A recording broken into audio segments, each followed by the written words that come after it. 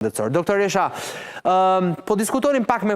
kirurgun rrezikshmërinë e një operacioni të tillë dhe rastet kur një pacient duhet shkojë drejt këtij operacioni. Tani dua që ta flasim pak bashkë. Ju si rast kur e keni lexuar, kur e keni parë edhe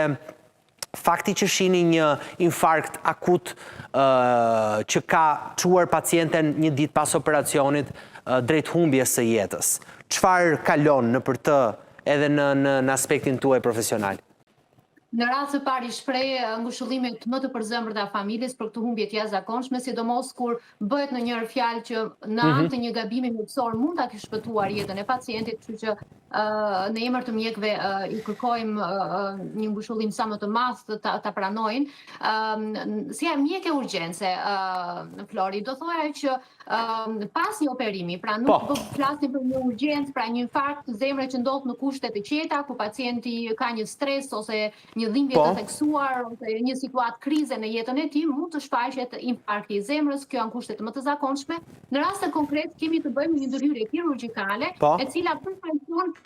disa momente stresis, qoftë për psikikën dhe për trupin. Vetë dhimbja operative. Pra, pavarësisht se pacienti në këto 24 orë të para është shfaqur aktiv dhe ka lëvizur dhe nuk ka patur probleme? Kjo është një shenjë shumë e mirë dhe një dhënë e cila na ndihmon të kuptojmë që dhimbja ka qenë e dominuar goxha mirë dhe me anë të medikamenteve që me siguri pacienti si e zdan, sepse çdo operacion sado i vogël që të jetë gjithmonë shoqërohet me dhimbje postoperative, por fakti që pacienti ja ka lëvizur nuk na tregon patjetër që komplikacionet, fazën e parë të dritarën 24 orëshin e parë që quhet deri në 3 ditët e para në ato komplikacionet akute postoperative i ka kaluar me sukses. Prandaj ne këshillojmë gjithmonë gjë kryesore dhe doktori e përmendi më përpara,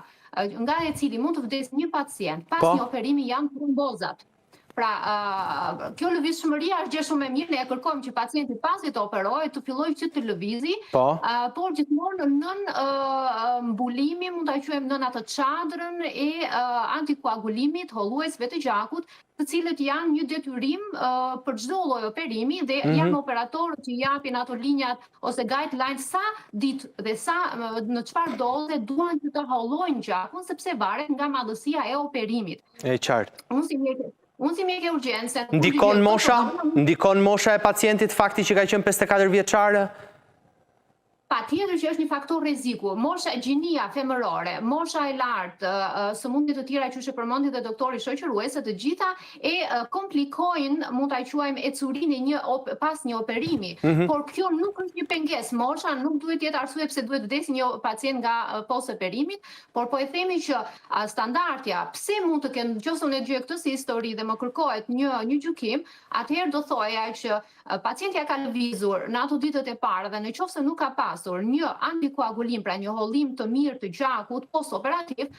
arsyeja kryesore që mund të dyshojmë në momentin e parë është që shumë piksje të vogla, pra tromboza të vogla të gjakut, nga plaga operatore, shkojnë drejt zemrës, bllokojnë ato koronaret, pra enët e vogla të zemrës, duke shkaktuar pasaj dhe